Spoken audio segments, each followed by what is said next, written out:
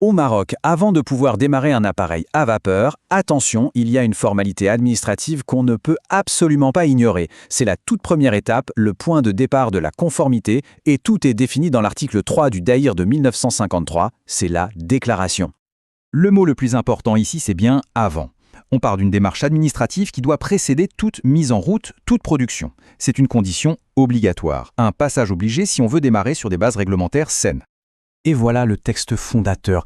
Cette seule phrase, c'est la clé de voûte de toute l'obligation. Chaque mot a son importance. Utilisateur, mise en service, service des mines, et cette petite formule à la fin, il en est donné acte. Alors on va décortiquer ensemble ce que ça veut dire concrètement pour les exportants.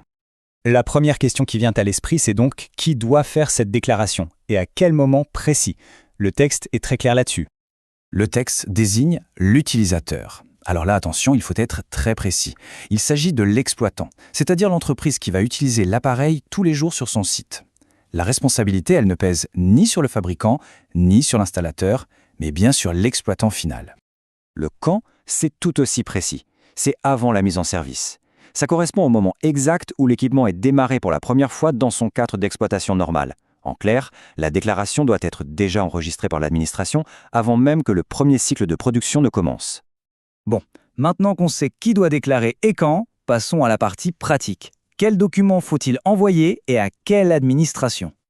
La déclaration, c'est le document officiel par lequel l'exploitant informe l'administration qu'il a l'intention de mettre en service un nouvel appareil. C'est un acte de notification formel, une trace écrite qui va lancer tout le processus de suivi réglementaire. L'interlocuteur unique pour cette démarche, c'est le service des mines. C'est l'autorité compétente, désignée par la loi, pour recevoir, enregistrer et accuser réception de ces déclarations, et ce pour l'ensemble du territoire. Le DAIR, lui, ne détaille pas le contenu exact de la déclaration, mais par expérience, pour que l'instruction soit rapide et sans ambiguïté, il est vraiment recommandé d'y mettre quelques informations essentielles. Pensez à l'identification du site, le type d'appareil, sa fonction, son numéro de série. Attention, ce sont bien des recommandations de bonne pratique pour faciliter l'identification, pas des exigences listées noir sur blanc dans le texte de loi. Le dossier est envoyé, on pourrait penser que c'est terminé. Mais non, il reste une dernière phase, et elle est absolument cruciale pour boucler la boucle administrative. C'est la preuve. Cette preuve, ce n'est pas un simple reçu. C'est le document qui atteste que l'exploitant a bien respecté son obligation de déclaration. Sans ce papier, il n'y a aucune trace officielle de la conformité.